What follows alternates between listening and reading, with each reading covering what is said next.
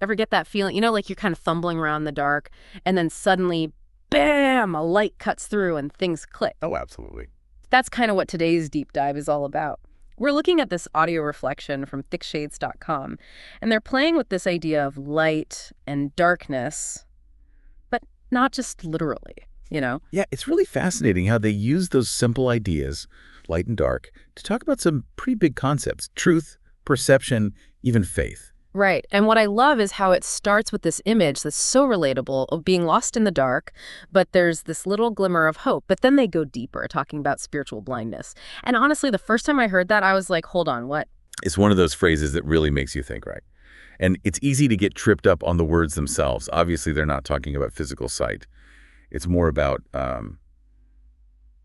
the ways we kind of blind ourselves to certain truths. Could be because of fear, prejudice, sometimes just plain stubbornness. Okay, yeah, I see that. So, give me an example then. How could someone be spiritually blind without even realizing it? Well, think about a time when you were scared to face something, a truth that was hard to swallow. Maybe you dodged a tough conversation or just ignored a problem, hoping it'd magically go away on its own. Oh, wow, yeah. Done that. Been there. Exactly. We all have.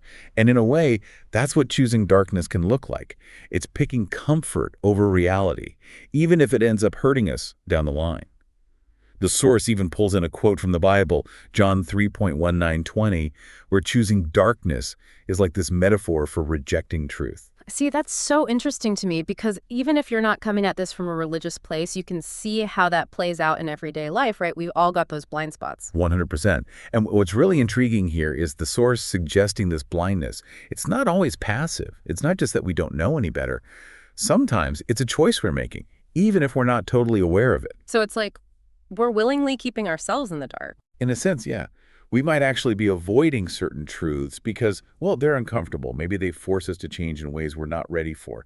And that's where they bring in this whole idea of faith being the key to breaking free from that blindness. Okay, now let's dig into that a bit because I feel like faith is one of those words.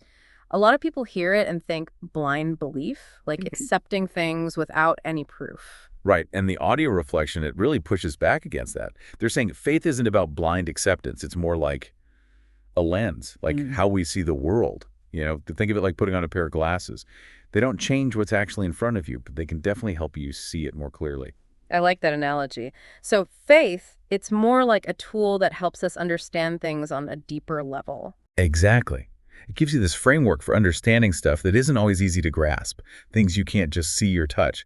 They use this quote from Hebrews 11:1 to get at this. It says, faith is the substance of things unseen. So it's not just wishful thinking. It's about truly believing in something deeper, even if there's no physical proof. That's the idea. And what's really important here is that this idea of faith, it isn't limited to religion. I mean, think about it. We have faith in things like love, injustice, even this idea that things can get better, that we can progress. We can't exactly hold those things in our hands, can't measure them in a lab, but they still shape our values, guide our actions. Yeah, no, totally. It's like you might have a hunch about something, but then you need that extra push to really see it. Exactly. It's like faith shines a light on things that our logic or even our senses might completely miss. The source even uses this awesome phrase, the light that shines in the depths of night. Isn't that amazing? It's beautiful. But okay, let's get practical for a sec. How do you actually cultivate that spiritual sight? They talk about actively seeking, the light being step one, right? Like, what does that even look like outside of, a religious context? Right, and they're clear it's not passive. It takes effort. Like a conscious choice to view the world through this different lens. And what I appreciate is they don't just stop at religion. They talk about curiosity, being open to new ideas, even just admitting when we don't have all the answers. Those are all ways of seeking, right? So it's about being willing to challenge what you think you know. 100%. And that can be scary because it takes humility, right? Admitting that our perspective might be limited, that there are other ways of seeing things we haven't even considered. And that's where the source brings in this idea from Proverbs 4.23 about guarding our hearts. Guarding our hearts. How does that connect to seeing clearly? Well, think about it. What are some of the things that really cloud our perception these days? Could be anything. Information overload, pressure from society, constantly comparing ourselves to others, even just the negativity bias we see everywhere. especially in the media. That can totally warp how we see things. It's like we're drowning in noise, you know? Makes it tough to hear yourself think, let alone any deeper truth. And that's where this guarding your heart thing comes in. It's about choosing what influences you, what thoughts and feelings you let in. So, creating space for reflection, for actually hearing yourself think. Yes. Finding that quiet so we can tap into our own wisdom, see things more clearly. It's not about ignoring the darkness then, but kind of learning to see the light even when things are tough, huh? You got it. Because let's be real, even with the best intentions, even with faith, doubt happens. The source acknowledges that. They're like, doubt is normal, not a failure. It's part of being human. That's actually really comforting to hear, because I think we can be so hard on ourselves, like if we have doubts, suddenly our faith isn't strong enough. Right. But they're saying, no, doubt is natural. It's what you do with it that matters. So then how do we keep going when doubt creeps in, when the darkness feels really overwhelming? Well, it's where they bring in this idea from John 1.5, which says darkness can't overcome the light. That's powerful. But what does that look like practically? How do we actually live that out? It's like, no matter how dark things get, there's still that little spark inside us. Can't put it out. Yeah, it's amazing, isn't it? It speaks to how resilient we are, that potential for hope, for starting over, Yeah. even when things are rough. So how do we tap into that? How do we keep that light burning, especially when we're facing challenges, feeling lost, all of that? Well, the source seems to be pointing towards this shift in perspective. Yeah. They talk about having the light of Christ within, and even if you're not coming at this from a religious angle, there's something so universal about that imagery. Yeah, it's that inner compass, that gut feeling that guides you towards what's right, even when it's hard to see.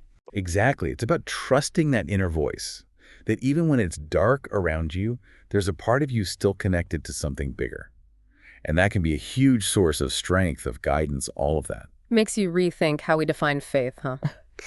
Not just about believing in something outside of ourselves, but about nurturing that light within. Totally. And that's something everyone has access to. It's about building that inner awareness, that connection to something bigger.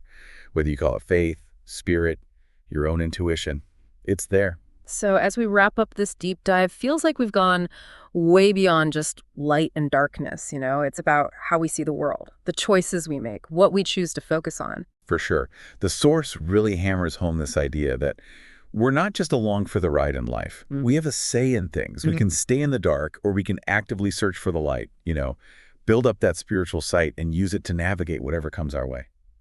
And one of the biggest takeaways for me is that doubt is okay. It's not the opposite of faith, it's a part of it. And sometimes it's in those moments of questioning, of really wrestling with things, that we find the most profound truths. That's such a good point.